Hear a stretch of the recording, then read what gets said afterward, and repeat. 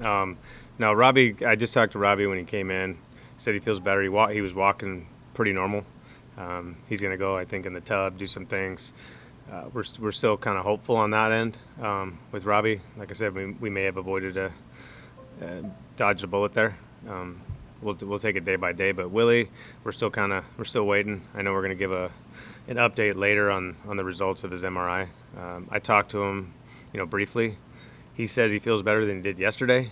I don't know what that means timetable wise, but they're gonna obviously keep evaluating him, and hopefully it's not as bad as we thought.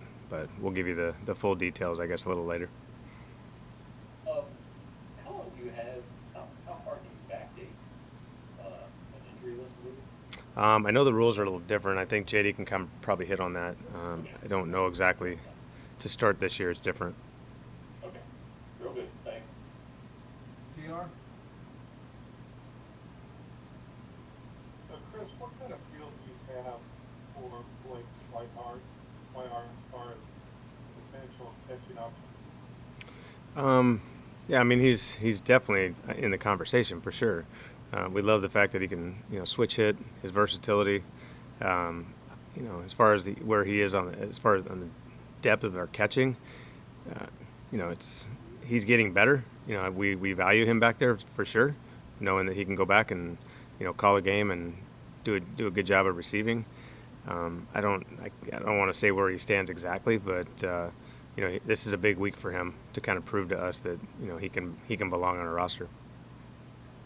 Second question, when you weigh the pluses and minuses of Jeff Mathis, what what are the things that tip it in his favor of him being here with this club right I think for especially his everything we valued last year in a regular setting, we love his leadership, his ability to kind of get pitchers to buy in. They when he's catching, they trust what he puts down. His leadership in teaching Trevino and some of our younger catchers, it's invaluable. On the field, obviously, I know he struggled offensively last year. I feel like he's better this year. I don't know what that's going to mean offensively, but he seems a little more productive, in the early stages of this setting. So, I mean, there's so many positives to Jeff that it's you can make up for the maybe the lack of offense or whatever you want to say, but his receiving, his leadership, everything kind of tips it in his favor on that end. Steven?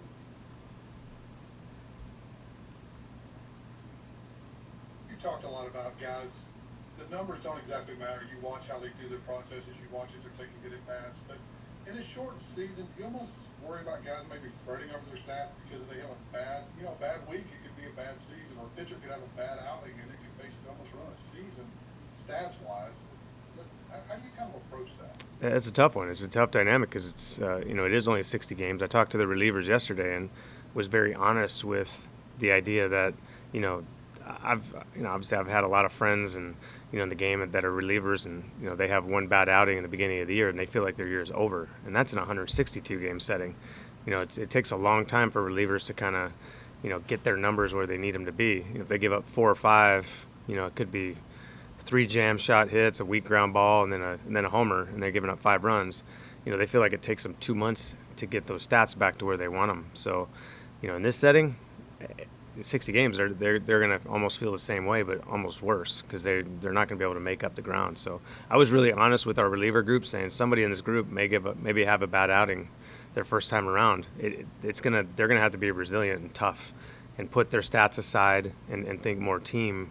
When they have a 10 ERA to start the season, they can go their next 10 outings without giving up a run, and still, their numbers might not be where they want them to be. So it's going to be a tough one for them to deal with, but that's one thing I've stressed and addressed to our leadership group and on the reliever side, and then also for myself, just saying we cannot look at that. We cannot be obsessed.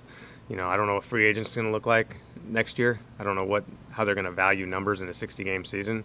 I don't have any idea. I don't know. So it's really important on our players to just kind of take ownership of that and say this is a team first year through and through, especially for the relievers.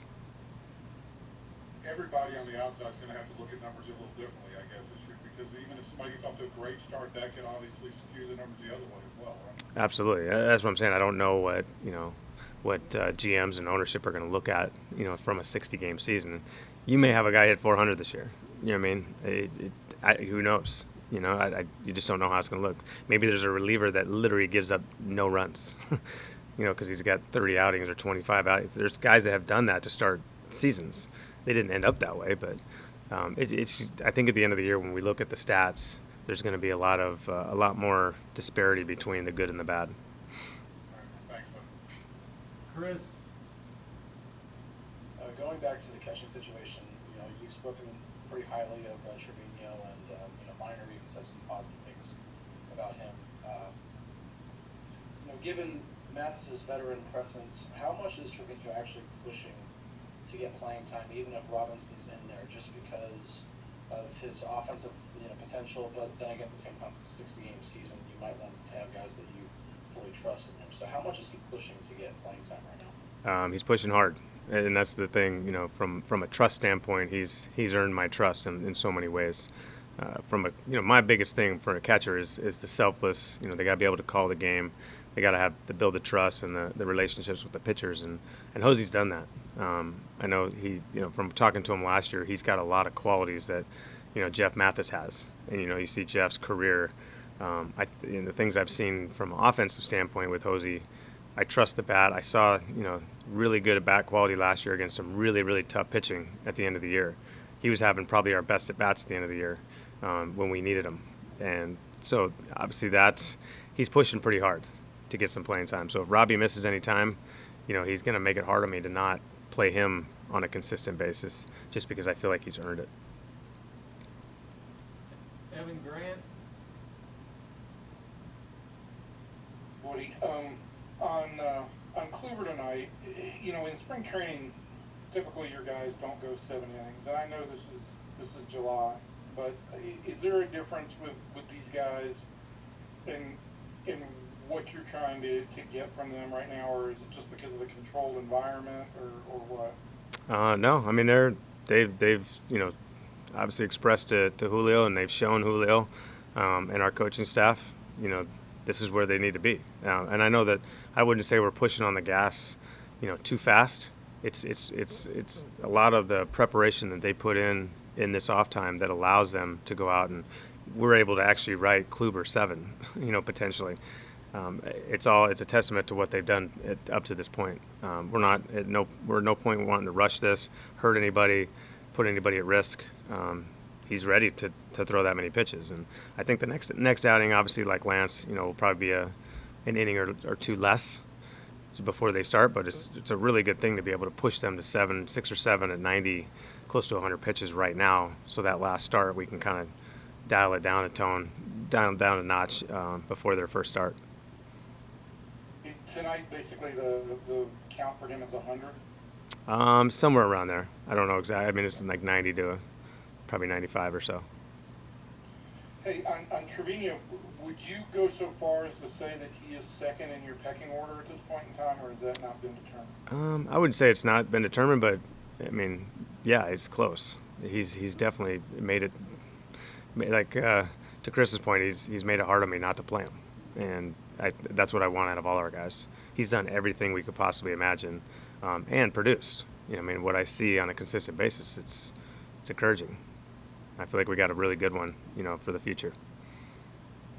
And then the other thing was, do you have anything in your mind officially resolved on your corner infield situation, or at least how you'll open the season? Not yet. I think this Kiner's obviously making his case. And I think he has the edge right now. I'm going to be completely honest.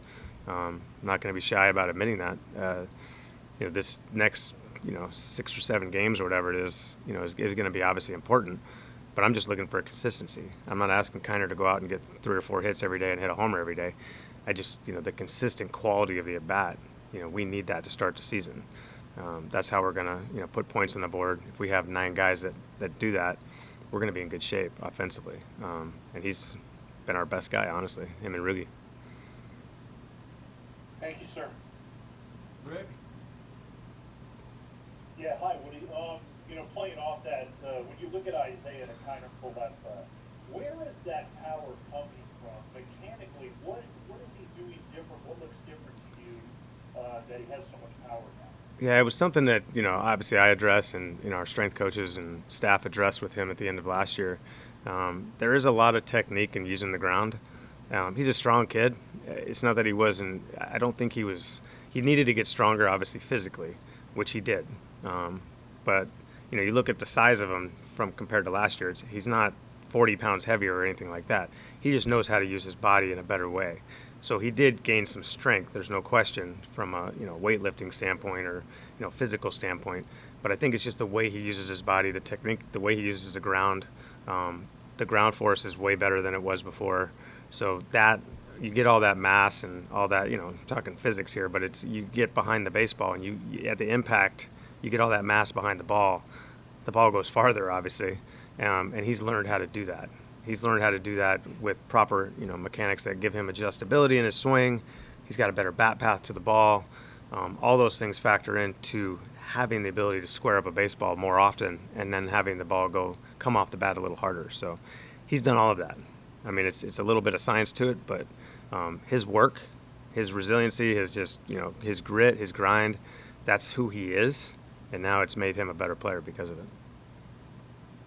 Surprised you at all about how good he's been? What I saw in spring training? No. I mean, listen, this kid's a confident kid. I know he's quiet and keeps to himself, but there's an inner confidence to that kid that he believes he's the best player on our team, and I'm never going to tell him he's not. Because he's kind of proving it on a daily basis that he has that hunger and that drive to compete on a pitch by pitch basis. He doesn't take a pitch off ever on defense, on offense. So now you include the technique and the strength, and everything kind of combines together, and you start to see a complete player that is fearless of nobody, and is competitive, everything we look for in a player. So, listen, he's got a lot to prove still. Don't get me wrong. I'm not saying he's going to win MVP and that's all said and done. He's got a lot to prove on a daily basis. But as long as he keeps doing what he's doing, he's going to be in good shape. Emily? Hey, Woody, are you going to wait until the last possible moment to decide not necessarily specific personnel, but the position breakdown, like how many position players, how many really, pitchers? Are you going to wait till the last minute to do that, or do you have an idea of where you are? We definitely have an idea, but I think, for getting guys, because we have to put them obviously at the old ballpark. We have to kind of get them out of here and put them over there. So I think we'll wait probably to the last second to announce it, but we're talking every day. This week is obviously really busy on so many levels, and there's a lot of competition. There's a lot of guys fighting for roster spots, but we have a general idea. We're just kind of the last 4 or 5 pieces. We're waiting to see how things play out in this week. Thank you. TR? Chris, how do you feel Todd Frazier fits at first base with his limited experience there? If you did go with Isiah at third base. He looks good. I was a little bit concerned just because we hadn't really seen it, and the fact that he hasn't played over there a ton. But he looks really comfortable. The other day, his first game, he's making plays down the line. He threw the ball low to Robbie, but for him to have the ability to come in, charge that ball, and throw home, that's kind of the third base mentality that he has from playing on the other side. But he looks comfortable. I know he missed the one throw from Tejeda. I think he threw it a little harder than Todd was anticipating. But, I feel comfortable. Maybe we'll have another, if either Guzzi or Birdie are over there, we could always kind of, at the end of the game, replace if we had to, if we're not totally comfortable. But we have a lot of different options, and with a 30-man roster, I think we'll be able to do a lot of things. What have your conversations with Todd been as far as playing first base? He's open to it. He wants to win, so he doesn't care. He sees what Kiner's doing. I think everybody does. So I don't think anybody's surprised about the move. And I told him in spring training the first time, when Kiner was doing well, that this could become an option if Kiner forces our hand. And, we're kind of at that point now. And, Todd was all about it. He doesn't really care. He just wants to win. So he can, he doesn't matter where he's playing. Now, would he prefer to play third? Maybe. But if it means this is the best scenario for our ball club, he's totally open to it. Levi? side, did you have one? Yes. This may be reading too much into it, but if Frazier is the opening day first baseman, does that maybe give an advantage to Guzman to make the team as like a late innings defensive replacement as far as it pertains to Guzman versus Bird making the squad? I think on the surface it probably would, just because Guzzi's so good. But I've been equally impressed with Birdie. I think Guzzi's obviously a better defender than anybody in baseball, in my opinion, just because of his length and his ability to catch the baseball. We've all seen the flexibility that he has, but Birdie actually has been really impressive for me. His footwork at first base, being a right-handed first baseman, he's got a really strong arm, a really accurate arm. So there's a lot of positives too to Greg Bird. So I don't think it's as far ahead as you think, because I actually value Birdie's defense pretty high as well. Right on. I guess the follow-up to that would be that he still has minor league options, right? So that might be another factor as far as making that decision. Yeah, absolutely. Okay. Yeah. All right, thanks. Chris, did you have a last one? I believe I pretty much it was just going to be like a situation of, is there a universe, or give it a 30-man roster, is there a situation where both Guzman and Bird can make the roster? Yeah, absolutely. I mean, we talked about that at the end of camp the first time. If both guys are hitting really well, then yeah, we can absolutely make that case. As it stands right now, I would say probably not. But like I said, we still have 6 or 7 games to kind of, guys are still trying to get their timing. Some guys hit the ground running, like obviously Rugi came in and it's like he's been hitting the whole time. Some guys typically get off to good starts. We're starting to see more from both those guys, especially Bird has hit some balls really hard the last couple games. So we're hoping that that continues that trend so we can see a little bit more consistent pattern. We'll finish up with Dave Raymond. Thank you. Hey, Woody. What's up, Dave? So in a 60-game season, the defense seems like it could be a kind of a huge factor. How do you see the various phases of the game, the importance level of just being able to catch and throw the ball well? Yeah, no doubt, and I think it's going to be critical, especially when we have good pitching. Keeps us in ball games. Every out is critical. It's something we talk about on the offensive side a ton, like creating pressure. So we're expecting to have other teams. Their defense is going to come into play, obviously, but our defense is critical. Especially now we look at our new ballpark. Our outfield defense is important. You see how big center field is. Getting somebody out there that can, Danny does a good job. He's got a lot of speed, and then you look at the corners. Obviously, Joey's, really good out there, and so if we can in any way improve our defense, especially late in games, we're going to do that because the ballpark, plays a little bigger than our old ballpark. I'm wondering, as you think about managing these 60 games, you suppose you and maybe others will be, more inclined to make those moves at the end of games for defensive purposes? 100%, especially with the way this season is going to work is the opposite of what we're normally used to. So early on in the season, we have a 30-man roster, so we could actually keep guys on our roster for that purpose. When we get to September, it's going to be, you're not going to be able to do that. You're not going to be able to make 2-player moves very often because you're just going to have a shorter bench. But early in the season, first 2 weeks, absolutely. I think a lot of teams are going to do that. Especially if they have a guy that can really hit but doesn't defend, they're going to definitely have a replacement for that player. Log this down with procedural stuff for everybody, but last night watching the game at the balls and strikes portion of it,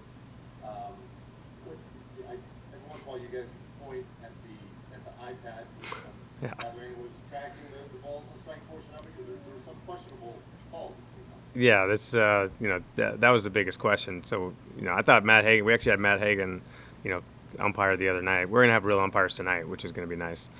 But now we're gonna open it up to more because I love to have that iPad. It gives, it tells you the pitch characteristics, velocities, how the ball's moving, and then it also gives you the balls and strikes. Sometimes it's a little debatable up and down because if it's calibrated to be a little higher or lower, but typically on the corners it tells you where the pitch exactly is. So there's no debating it. If the pitch is outside, it's outside. But some of our hitters still haven't been convinced that thing is telling the truth sometimes. But that's baseball. Yeah, up. Where I think Yeah. we would not see it fall. I may have been a little bit liberal on the up part of the zone because I know Mikey was trying to throw it up there. So I kind of, gave a few, at the top that were clipping the top of the zone where an umpire may not give that at times. But on our strike zone tracker, it was just clipping the top. So I was giving him the benefit of the doubt over the hitters. Stuff that we see on the scoreboard. Last thing for me, sorry, Evan. Last thing for me, the stuff that we saw on the scoreboard with some of the pitch characteristics. Yep. Is that some of the stuff you're looking at there? Yeah. And also, is the plan for some of that to be on the board during the regular season, or is that just?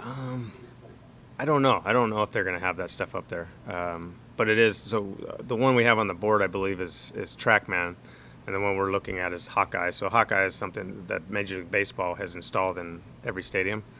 It basically replaced the old TrackMan, I guess. But we have our own system in place. So there's a little disparity sometimes in the numbers, but very minuscule. But it's good to see what we see our pitchers. We actually see what the ball is doing. Because we can't see it from the side or even from behind exactly. But when we start seeing the exact characteristics coming out of their hand, it's pretty valuable information for us. And then we see the swings that go with it, and we can tell, like, the reason why Jonathan Hernandez doesn't get hit very hard is because he's got 20 inches of horizontal movement. It's like more than home plate. His ball is moving side to side. It's almost, it's nasty. It's like 97 miles an hour, and movement like that is really tough to hit.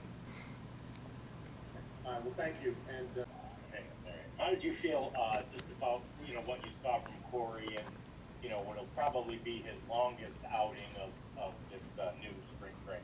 Yeah, it was good to get him, kind of the pitch count we wanted to get him to, mid 90s, almost right on the nose. So that was good to see, to see how he kind of sustained his stuff throughout the outing. I know early on he was, a little unnormally wild, and but once he got it out, obviously gets out of that inning. It was kind of the similar Kluber we've been seeing.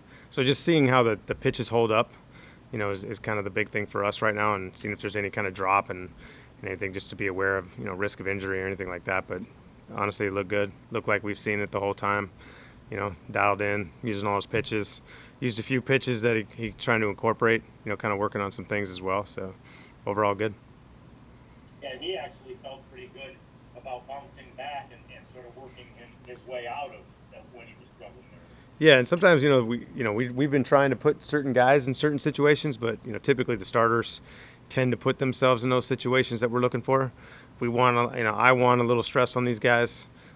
They need to deal with that. Lance had to deal with it his last start, which he looked at as a positive. This is not going to be easy. They know that. So anytime we can get them into those situations and just see how they respond and see how their body responds.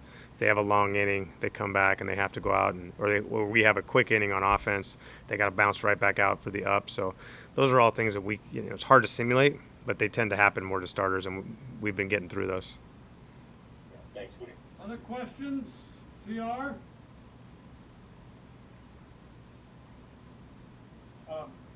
Chris, John Daniels told us that Rodriguez and Martin aren't be ready for opening day, most likely. Well, I'll be ready for opening day. The question is, who's short on left-handed pitchers? Do you need to look at Colombo and Allard, maybe even Wes Benjamin, possible more serious relief candidates, perhaps? Absolutely. Yes, we are currently doing that. So, you look at just the way they've all been pitching pretty well. All three of those guys.